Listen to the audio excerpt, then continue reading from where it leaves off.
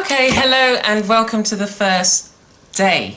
So I thought I would just show you this journal. You'll be seeing a lot of it throughout the coming weeks of January, and it's one of the things that I'm going to use to play in using some of the tools.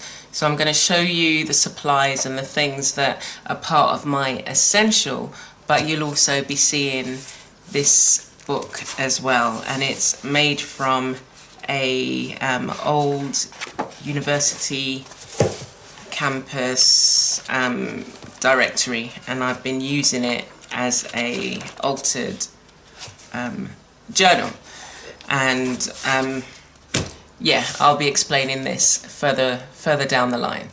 But what we're going to do now is get started with the first thing on my list, which is gesso. So I've been using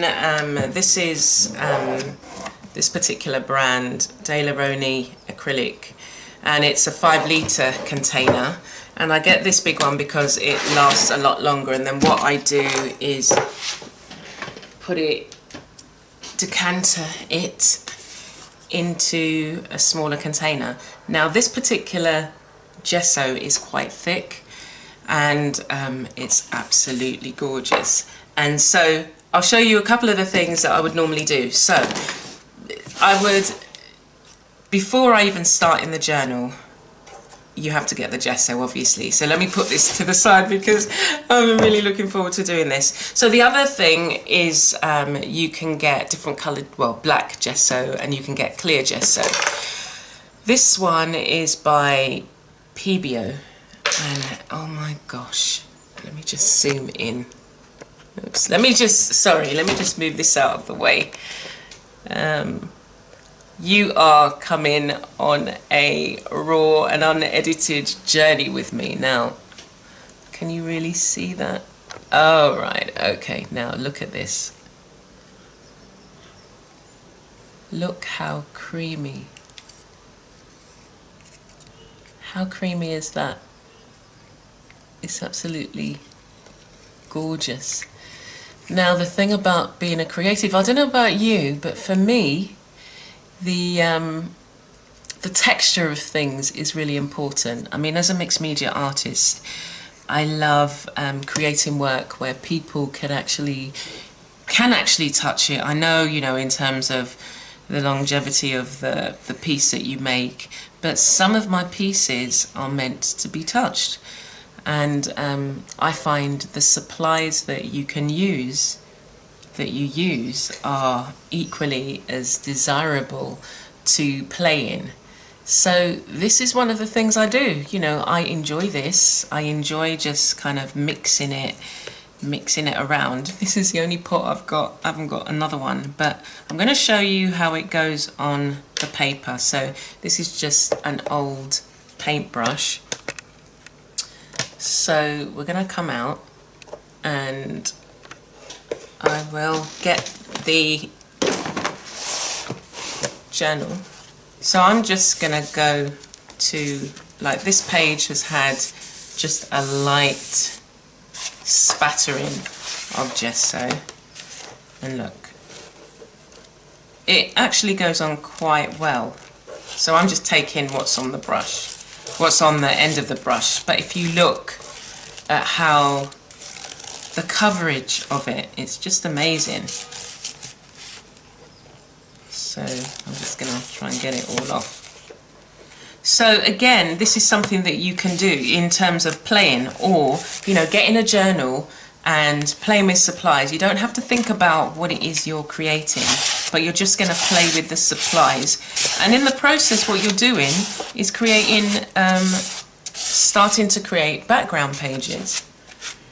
You know, don't think about how it looks, or, you know, it's just a black splodge at the moment. You know, but look, this started off as nothing, and now we've got these two colours here that I can add to it. So look at how that goes on. It's just lovely. Now let me show you. This is the one that I do spend a lot of time. Well, no, I don't actually, but when I'm transferring the gesso into a larger,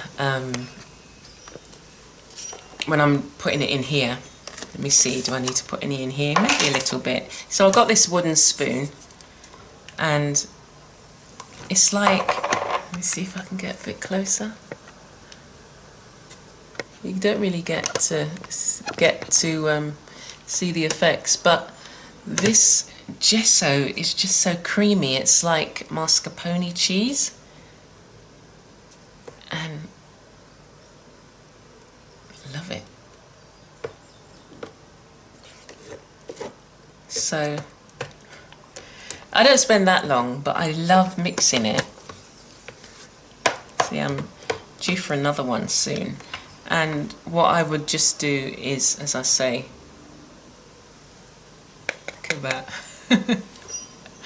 It's these small things that provide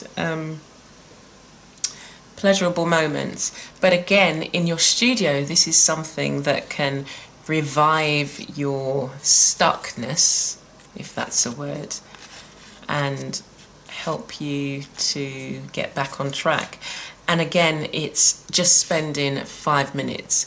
Now, you know, you could have just, that activity that you did could just have been of taking gesso from one larger container and putting it in a small container.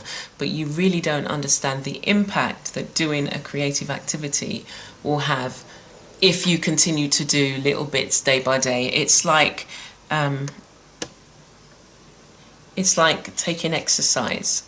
So making sure that you do something each day is a very good idea, especially for your creative muscles. And you know, that might lead into another idea. And so what I then do, again, see, it could be that I take a page that I've already done, or I could take this page here and then just scrape off. I'm not creating anything. Let me get a brush. I'm not scraping off anything. I'm not painting anything. I'm just allowing the excess to be put on the page. And I'm just using a brush. The brush was slightly dirty. It's in dirty water. There you see? And I'm just adding it to the rest of the page. So we've already got the black bit. I'm not going to go over the black bit, but just over the bits that don't have. And there, without any effort, you've created a page. Well, not, you haven't, it's obviously not a background or the makings of a background, just by playing with some supplies.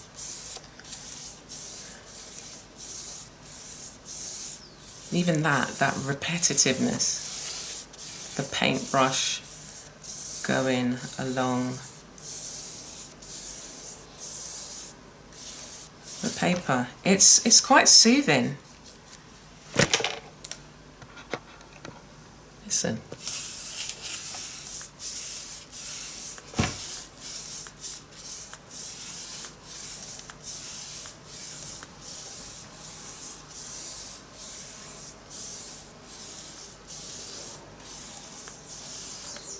Or you can get the card that I use.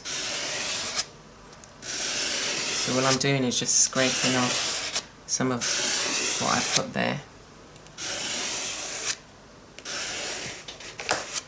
But in its own right, it gives you another soothing sound for some. It's a soothing sound for some.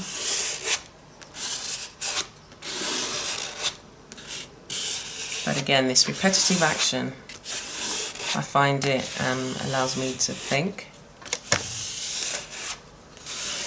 Okay, so there you have it. Gesso. Gesso is one of my essentials that I have in my studio, and I use it more so when I'm working in my art journal than I would on a painting. But depending on if I'm wanting to create textures, then I'll definitely use it in a painting. So I hope you found that useful, and let me know what your favourite, whether you have a different brand of gesso, because the different brands I find they differ in thickness. I've used about 5 different brands of gesso, and this one I found is the thickest and works well for me. So if it works well for you, then use it. I will be putting some links down below so that if you want to purchase your own, then you can. But yeah, that's it. Gesso. Thanks for joining me. Please do, if you're new to my channel, subscribe and leave a comment. Let me know if there are, I've got so many different products that I use as part of a mixed media that I hopefully will be able to try and do a review on some of them, if not all of them, and show you how they work. And see, this is dry card on paper that's been gessoed. Let's see what the difference is. Yeah, so there's a difference. This is ungessoed, and this is because of the texture, and it provides a tooth. Anyway, let me not. I could go back again and start playing again. So please do like, subscribe, and I will see you soon. I'll see you tomorrow actually. Alright then, bye.